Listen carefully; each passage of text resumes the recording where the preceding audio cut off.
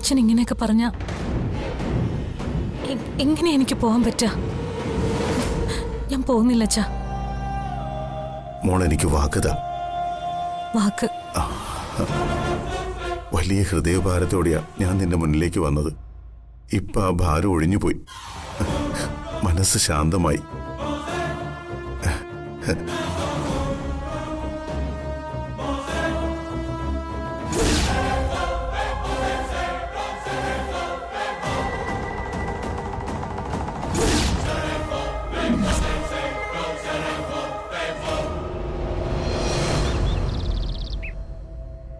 ഞാനിന്ന് ഇറങ്ങട്ടെ അമ്മ. ഞാൻ കുറച്ച് പൈസ കൊടുത്തു വിടാം. അനുപേട്ടനോട് പറയണ്ട. വാടി ഇങ്ങോട്ട്. അമ്മേ, അമ്മക്ക് പോണെങ്കിൽ അമ്മ പൊയ്ക്കോ. എടുത്തത് എവിടേക്കാ? എന്റെ വീട്ടിലേക്ക്. എന്റെ ഭർത്താവിന് ഞാനൊരു സ്വൈര്യക്കേടാണെന്ന് പറഞ്ഞത് നീയും കേട്ടതല്ലേ? ഞാനങ്ങ് മാറിക്കൊടുത്തേക്ക. എല്ലാവരും കൂടി സ്വസ്ഥമായിട്ട് ജീവിക്കട്ടെ. എടുത്തേ, അത് ഏട്ടൻ അപ്പോഴത്തെ ദേഷ്യത്തിന് പറഞ്ഞല്ലേ? ആദ്യമായിട്ടൊന്നും അല്ലല്ലോ അവനിങ്ങനെ നിന്നോട്ട് പെരുമാറുന്നത്. പിന്നെ ഇന്ന് മാത്രം എന്താ ഇങ്ങനെ വാരി കെട്ടി ഇറങ്ങുന്നത്? ഇനി ഞാൻ കാരണമാണ് പ്രശ്നങ്ങളെങ്കിൽ അതൊന്നും അറിയണമല്ലോ. ഞാനും എന്റെ മോളും ആർക്കും ഒരു ബാധ്യതയാവുന്നില്ല. ഞങ്ങള് പോവാ.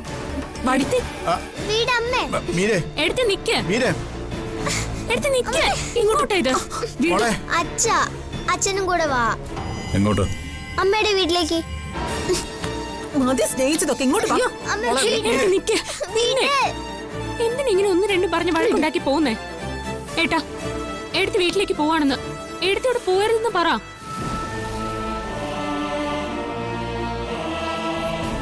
പറഞ്ഞാലും ഞാനും എന്റെ കൊച്ചു നിൽക്കാൻ പോകുന്നില്ല. എടുത്തി, ഇങ്ങനെ പെണ്ണുങ്ങയൊക്കെ ഇപ്പൊ വീട്ടിലേക്ക് ചെന്നാ അത് അവർക്ക് വലിയ വിഷമാവില്ലേ? പിന്നെ ഇവിടെ നടന്നൊക്കെ എല്ലാവരും അറിയുകയും ചെയ്യും. നീ ഇനി എന്ത് പറഞ്ഞാലും ശരി, ഞാൻ ഇവിടെ നിൽക്കില്ല. വേണ്ട, ഒരു കാര്യം ചെയ്യാം. നിങ്ങൾ രണ്ടുപേരും കൂടി കുറച്ചു ദിവസം എന്റെ കൂടെ നെല്ലിശ്ശേരി വന്ന് നിൽക്ക്. അത് കഴിഞ്ഞായാലും ഞാൻ എന്റെ വീട്ടിലേക്ക് തന്നെ പോണ്ടേ? അത് അപ്പോഴല്ലേ. അപ്പൊ നമുക്ക് എന്തെങ്കിലും ചെയ്യാം. ഇപ്പൊ എന്റെ കൂടെ വാ. അമ്മേ, നമുക്ക് അച്ഛൻ്റെ കൂടെ പോവാ അമ്മേ, പ്ലീസ്. എന്തായാലും സ്കൂൾ അവധിയല്ലേ. നിങ്ങൾ അച്ഛമോളോടൊപ്പം കുറച്ച് ദിവസം നിന്നു കരുതി കുഴപ്പമൊന്നുമില്ല. കൊച്ചിന്റെ മനസ്സെങ്കിലും ഒന്ന് ശാന്തമാകട്ടെ. എല്ലാരും കൂടി പറയുമ്പോ പിന്നെങ്ങനെ പറ്റില്ലെന്ന് പറയുന്നു. ഞങ്ങൾ വരാം.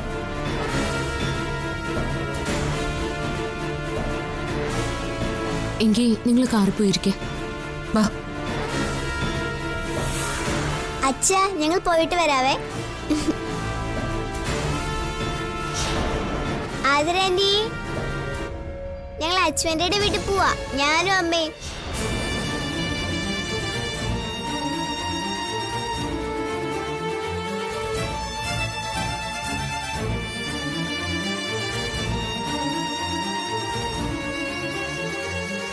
അനുപേട്ട, ഒന്നും ആലോചിച്ച് ഒരുപാട് വിഷമിക്കണ്ട. എല്ലാത്തിനും ഈശ്വരനൊരു വഴി കാണിച്ചു തരട്ടെ. പണം ഇല്ലെങ്കിലും വീട്ടിലുള്ളവർ തമ്മിൽ ഐക്യത്തോടെ സ്നേഹത്തോടെ കഴിയണം. ഇവിടെ സമാധാനമാണെന്ന് അറിഞ്ഞാലേ എനിക്ക് അവിടെ സമാധാനം കിട്ടൂ. ഞാൻ എടുത്ത കാര്യങ്ങളൊക്കെ പറഞ്ഞ് മനസ്സിലാക്കിക്കൊള്ളാം. പിന്നെ എന്തെങ്കിലും ഒരു തീരുമാനം ഉണ്ടാവുന്നത് വരെ ആതിരയോട് ഇതേപ്പറ്റിയൊന്നും സംസാരിക്കരുത്. ആ പേരിൽ ഇനി പ്രശ്നങ്ങളും ഉണ്ടാവരുത്. പിന്നെ അവളെ അടച്ചുപൂട്ടിയിട്ട് അവളെ കൂടുതൽ മാനസിക സംഘർഷത്തിലാക്കരുത്. ഇത്തരം കാര്യങ്ങൾ വളരെ സൂക്ഷിച്ച് കൈകാര്യം ചെയ്യണം. ഞാൻ പറഞ്ഞതിന്റെ അർത്ഥം അനുപേട്ടന് മനസ്സിലായല്ലോ അല്ലേ? ഞാൻ ഇറങ്ങട്ടെ. അച്ഛാ, അമ്മ, ഞാൻ പോയിട്ട് വരാം. അച്ഛാ, പോയിട്ട് വരാം. ശരി മോളെ.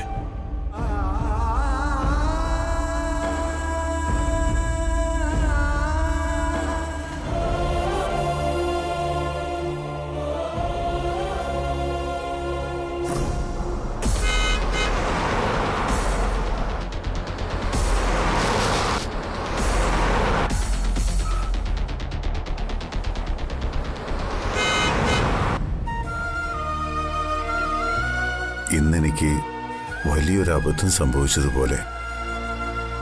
ഉടനെ ഞാനത് തിരുത്തുകയും ചെയ്തു. നമ്മൾ ചിന്തിക്കുന്ന പോലെയല്ല പലരും. ഒരു നിമിഷത്തേക്കെങ്കിലും ഞാൻ അവന്തികയെ സംശയിച്ചു. അത് വലിയ തെറ്റായിപ്പോയി അല്ലേ?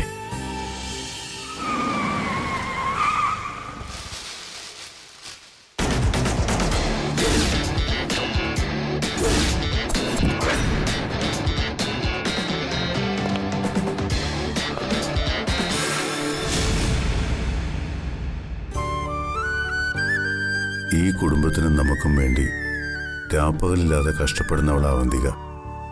അവളുടെ ആ നല്ല മനസ്സിന് എന്തു കൊടുത്താലാ പകരമാവുന്നത്?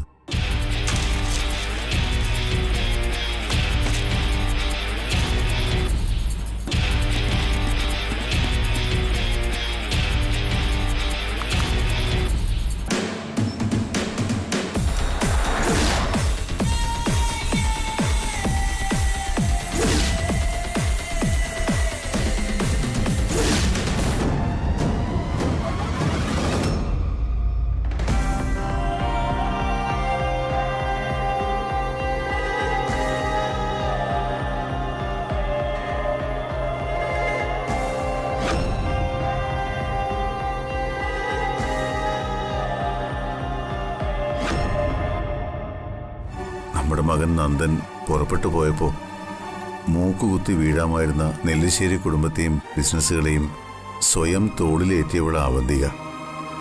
നമ്മുടെ നന്ദന് പകരം ഈശ്വരനായിട്ട് നമുക്ക് തന്ന സ്വത്ത്.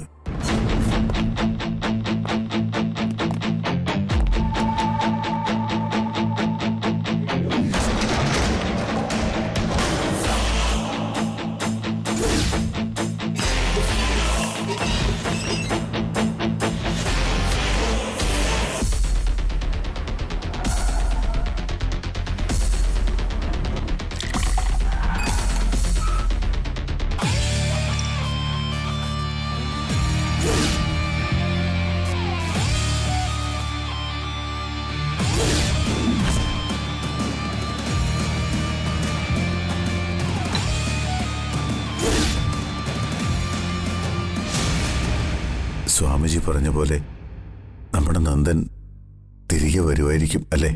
നെല്ലിശ്ശേരി സേതുമാധവന്റെ മൂത്ത മകൻ നന്ദകുമാർ എന്ന നന്ദൻ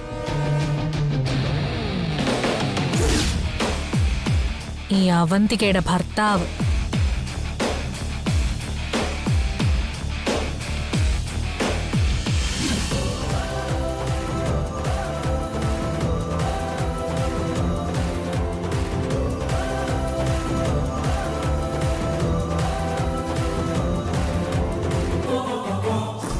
തല കുമ്പിട്ട് ഒരു ഭിക്ഷക്കാരന്റെ രൂപത്തിൽ അവന്തികയുടെ ചൊൽപ്പടിക്ക് കീഴ്പ്പെട്ട് കഴിയുന്ന ഒരു അടിമ.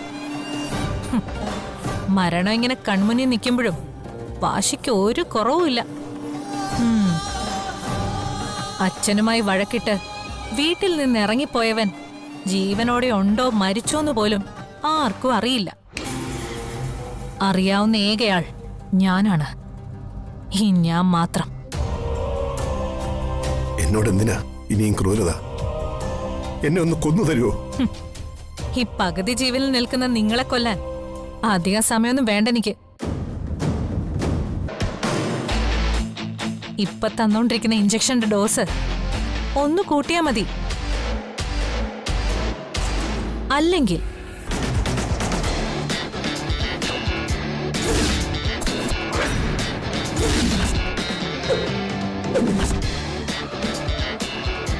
ദാ ഇതിങ്ങനെ തിരുനെറ്റിക്ക് നേരെ പിടിച്ച് എന്റെ വിരലൊന്ന് അമർത്തിയാ മതി.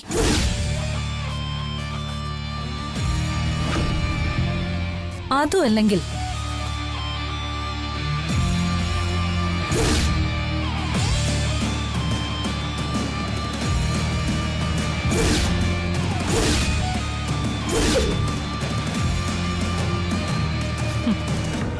ഇതിലേതെങ്കിലും ഒന്ന് മതി നിങ്ങളെ ഭൂമിന്ന് പറഞ്ഞയക്കാൻ.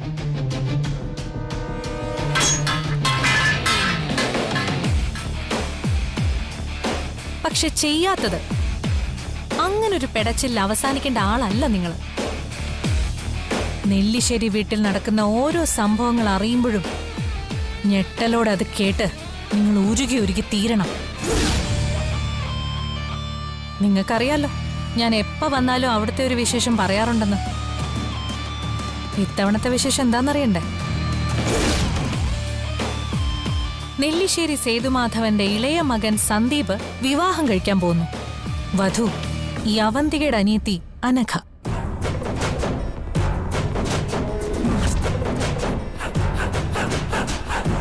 സത്യത്തിൽ നിങ്ങളോട് എനിക്ക് സഹതാപമുണ്ട്. സ്വന്തം അനിയനെ കെട്ടിച്ചു കൊടുക്കാൻ പോകുന്നത് ആ കുടുംബത്തെ അടിമയാക്കാൻ ദൃഢപ്രതിജ്ഞ എടുത്തവളുടെ അനിയത്തിയെ. ആ വാർത്ത ഒരു കസേരയിലിരുന്ന് കേട്ട് ഒന്നും ചെയ്യാനാവാത്ത നിങ്ങളുടെ ഈ നിസ്സഹായതയോട് എനിക്ക് ശരിക്കും സഹതാപമുണ്ട്. നിന്റെ സഹതാപം ആർക്ക് വേണം? ഗതിയില്ലാതെ ജീവിച്ചിരുന്ന നിന്നെയും നിന്റെ അനിയത്തെയും നെല്ലിശ്ശേരിയിലേക്ക് കൊണ്ടുവന്ന ഞാനാ. അതിനുള്ള ശിക്ഷയാ ഞാനിപ്പോ അനുഭവിക്കുന്നത്. പക്ഷെ ഒരു ദിവസം എല്ലാരും അറിയും. അന്ന് നിന്റെ പൊയ്മുഖം വലിച്ചു കയറി നിനക്കുള്ള ശിക്ഷാവിധിയും വരും. ഞാൻ ഈ അനുഭവിക്കുന്നതിനും എന്റെ പാവ അച്ഛനെയും സഹോദരങ്ങളെയും ചതയ്ക്കുന്നതിനും മരണത്തിൽ കുറഞ്ഞൊരു ശിക്ഷ നീ അർഹിക്കുന്നില്ല അവന്തിക. Shut up!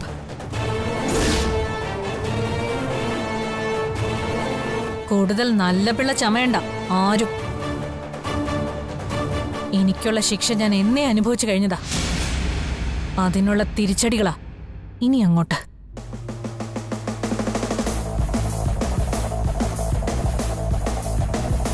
നേരത്തെ നിങ്ങൾ പറഞ്ഞില്ലേ ഗതിയില്ലാത്തോളെന്ന്. അതെങ്ങനെ ആയെന്ന് നിങ്ങൾക്കറിയോ?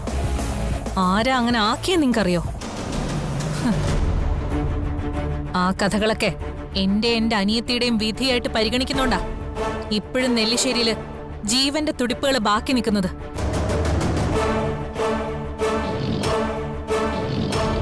വലത് കൈയിൽ നിലവിളക്കുമായി നെല്ലിശ്ശേരിയുടെ പടി കയറുമ്പോ എന്റെ ഇടത് കൈയില് ഒരു സാങ്കല്പിക കയറുണ്ടായിരുന്നു. അവിടെയുള്ള ഓരോന്നിനെയും കഴുത്ത് ഞെരിച്ച് ശ്വാസം മുട്ടിച്ച് കൊല്ലാനുള്ള തൂക്കുകയർ. എന്നോട് ചെയ്തതിനൊക്കെ പ്രതികാരം ചെയ്തിട്ടേ ഈ അവന്തിക അടങ്ങൂ. നെല്ലിശ്ശേരി എന്ന ആ കെട്ടിടം ഇടിഞ്ഞു പൊളിഞ്ഞ് മണ്ണോട് മണ്ണാവുന്ന ഒരു സ്വപ്നം എനിക്കുണ്ട്. അതിലേക്കെത്താൻ ഇനി കുറച്ചു ദൂരേ ഉള്ളൂ. തറവാട്ടിലെ രാജാവായി സേതുമാധവൻ ഇരിക്കുന്ന ആ സിംഹാസനത്തിലേക്ക് ഈ അവന്തിക നടന്നു കയറുമ്പോ ജീവനുള്ള ഒരെണ്ണം ആ കുടുംബത്തിൽ ബാക്കിയുണ്ടാവില്ല.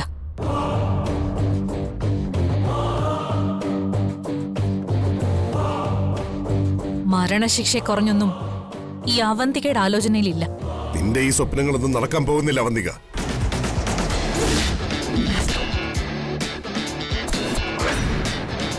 സേതുമാധവന്റെ ഒരു മകനെ നിനക്ക് കീഴ്പ്പെടുത്താൻ പറ്റിയിട്ടുള്ളൂ. 3 മക്കള് വേറെ ഉണ്ട് അവിടെ. അതിനു പിന്നിൽ വടവൃക്ഷമായി സേതുമാധവൻ എന്ന എന്റെ അച്ഛനും. കൊന്നുകളയും നിന്നെ.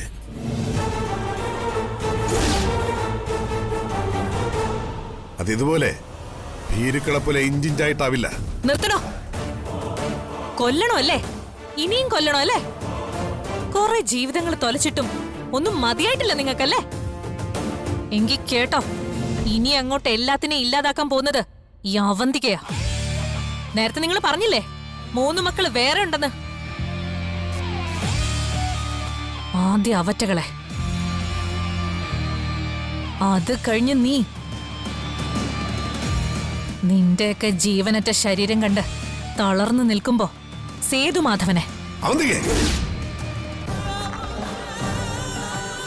കൊടുങ്കാറ്റിന് സമമായി അവന്തിക വരുമ്പോ ഏത് വടവൃക്ഷവും കടപുഴകി വീഴും. വീഴ്ത്തും ഞാൻ. നിനക്കൊരു ചുക്കും ചെയ്യാൻ കഴിയത്തില്ല.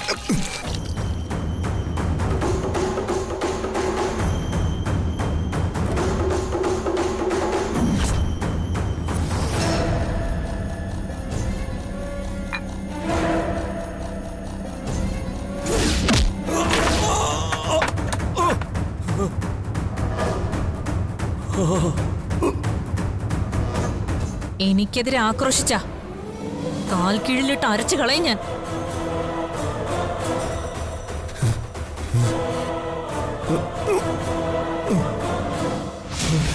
കൊടുക്കടാ ഒരു ഇഞ്ചക്ഷനോട് അവന്.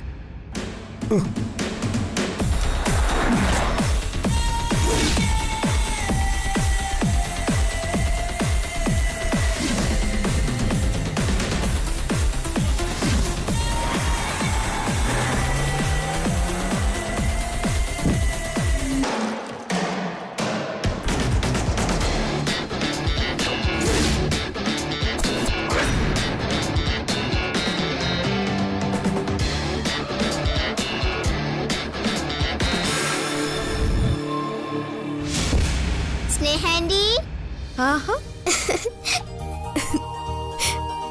ഉമ്മ. ഉമ്മ. ആ മീനടുത്തി ഉണ്ടായിരുന്നോ? ഞാനും അമ്മയും 2 ദിവസം കഴിഞ്ഞേ പോവും. ആണോടാ മുത്തേ, വെരി ആഹാ ഗുഡ്. ആരൊക്കെ ഇത്? ഇതെന്താ ഒരു മുന്നറിയിപ്പും ഇല്ലാതെ? വീട്ടില് ഭയങ്കര വഴക്കാന്നേ, അങ്ങനെ വന്നതാ ഞങ്ങള്.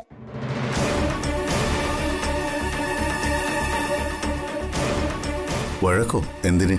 ആ അങ്ങ് വീട്ടില്. ഇവളും ആതിരയും തമ്മില്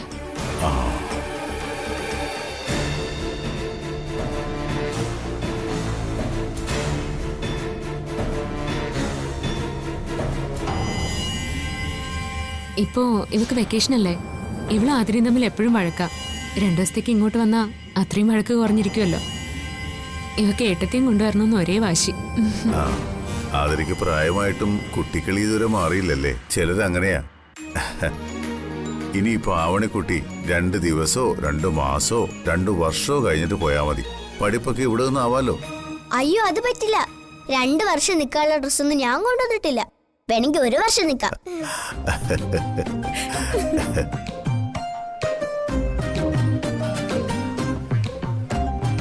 ആ നിങ്ങളിരിക്കെ. മോളെ സ്നേഹേ, ഇവർക്ക് കുടിക്കാൻ എന്തെങ്കിലും കൊടുക്കും. ഞാനിപ്പോ വരാം. മരുന്ന് കഴിക്കാനുണ്ട്. അച്ഛാ ഞാൻ എടുത്തുതരാം. ആ വേണ്ട മോളെ, നീ ഇവരുടെ കാര്യം നോക്ക്.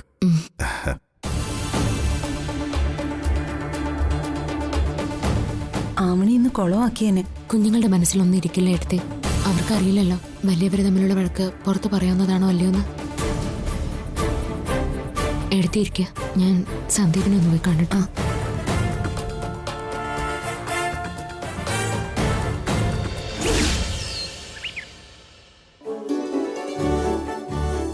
എടുത്തി ദാ ഇതെന്താ, വൃന്ദാവനത്തിലുള്ളവരൊക്കെ ഇങ്ങോട്ട് മാറിയോ? പെട്ടിയും കിടക്കൊക്കെ ഉണ്ടല്ലോ.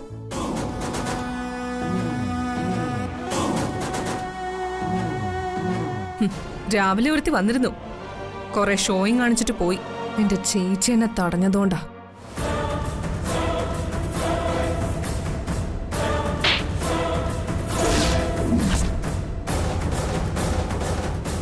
ഞാൻ വന്നതേ സന്ദീപിനെ കാണാനാ. കണ്ടിട്ടേ പോകുന്നുള്ളൂ. അനഘ,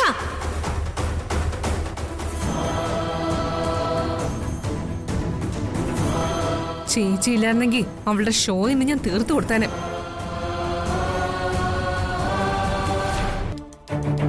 അല്ല, എത്ര ദിവസത്തേക്കാ പൊറുതി? അനഘേ, വീട്ടിൽ വരുന്നവരോട് മര്യാദയ്ക്ക് സംസാരിക്കണമെന്ന് എത്ര പ്രാവശ്യം പറഞ്ഞിട്ടുള്ളതാ? പിന്നെ കടല് കടന്നു വന്ന ഗസ്റ്റുകളല്ലേ മര്യാദ കാണിക്കാൻ. ഞങ്ങൾ എവിടുന്ന് വന്ന ഗസ്റ്റുകളായാലും വന്നതുപോലെ തന്നെ 2 ദിവസം കഴിയുമ്പോ തിരികെ പോവും. അല്ലാതെ ചേച്ചിയെ കെട്ടിച്ചു വിട്ട ബന്ധവും പറഞ്ഞ് നിന്നെപ്പോലെ ഇവിടെ തമ്പടിച്ചു കിടക്കില്ല. സമാധാനമായല്ലോ അനഘയ്ക്ക്. ചുമ്മാ ഇരിക്കുന്നവരെ അങ്ങോട്ട് കയറി വലുതും പറഞ്ഞ് ഇങ്ങോട്ട് വാങ്ങുന്ന സ്വഭാവം നിന്റെ രക്തത്തിലുള്ളതാ. ആ രക്തത്തിളപ്പ് ഇങ്ങോട്ട് എടുക്കണ്ട. ഒന്നാമത് ഭ്രാന്ത് പിടിച്ച അവസ്ഥയിലാണ് ഞാനിപ്പോ നിൽക്കുന്നത്. അതിന്റെ ഇടയിൽ തലഭ്രാന്ത് പിടിക്കുന്ന വർത്തമാനം കൂടി പറഞ്ഞാല് ഞാൻ നിലവിട്ട് പെരുമാറിയെന്നിരിക്കും. നിലവിടും മുമ്പ് സ്ഥലം വിടുന്നതാ നല്ലത്.